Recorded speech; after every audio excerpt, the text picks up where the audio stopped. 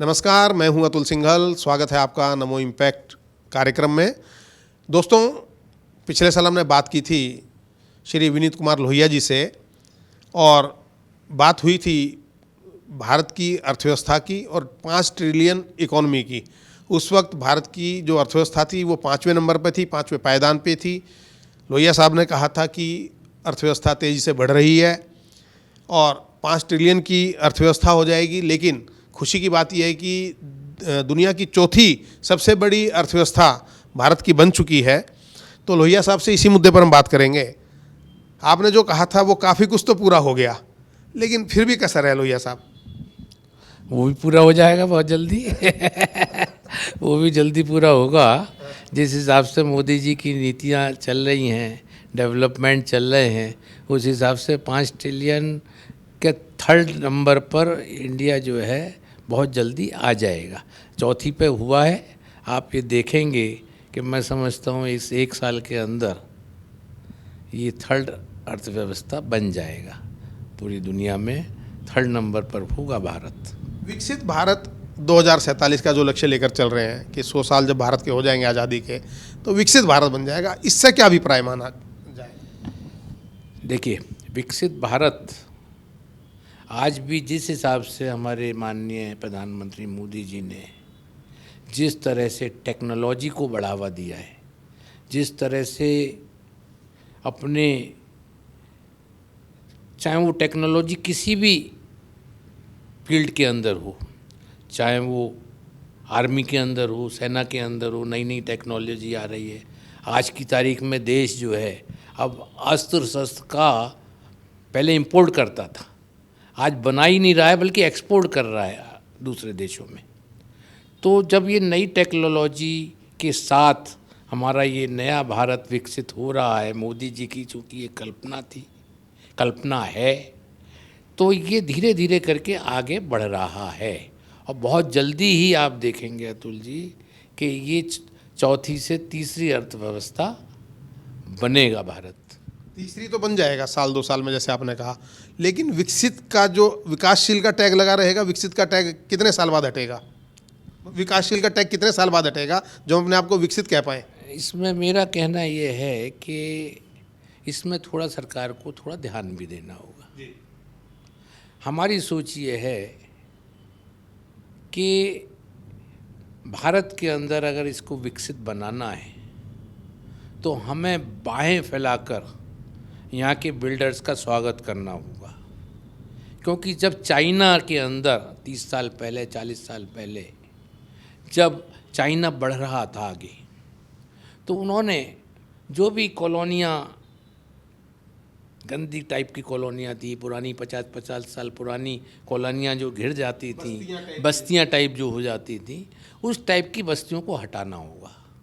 और ये जब ही हो सकता है जब सरकार के साथ 10,000 हाथ जो हैं और वो मजबूत करके बिल्डर्स को आगे लाएं, उनको बढ़ावा दें, उनको गलत सिचुएशन में ना समझ के उनको साथ लेके चलें। क्योंकि अकेली सरकार उस मामले में आगे बढ़ के नहीं कर सकती। बिल्डर से कैसे देश विकसित होगा?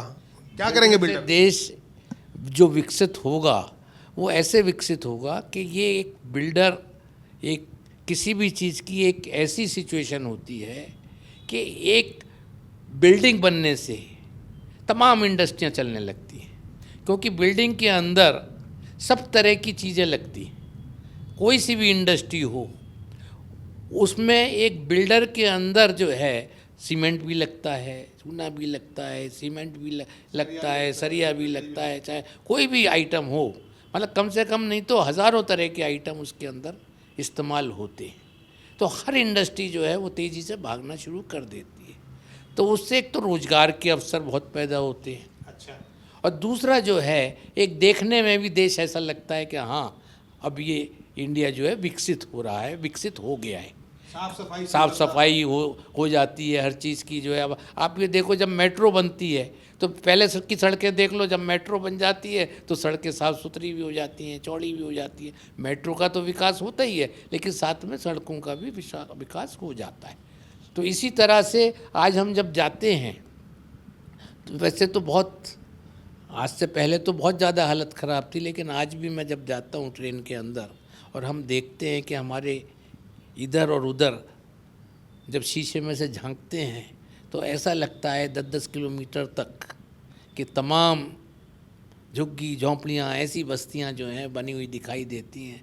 तो उससे ये बात फील होती है कि अगर विदेश के लोग इस तरह से जाएंगे तो कैसा फील लेके जाएंगे। एक तरफ हम विकसित भारत की बात करते हैं तो, और ये जब तक पूरा नहीं होगा, जब तक हम ये बिल्डर्स को, जब जेठमलानी जी आए थे आज से 30 साल पहले, 25 साल पहले, उन्होंने जिस तरह से स्कीम लाने की कोशिश की थी, जिस तरह से उन्होंने बिल्डरों को गले लगाने की कोशिश की थी, अगर वही पॉलिसी आज अपना ली जाए तो मैं समझता हूँ विकसित भारत दिखाई भी देगा कि हम धीरे धीरे विकसित हो रहे हैं, रोजगार के भी अवसर बढ़ेंगे और भारत एक विकासशील से विकसित देश नज़र आने की पोजीशन में जाएगा।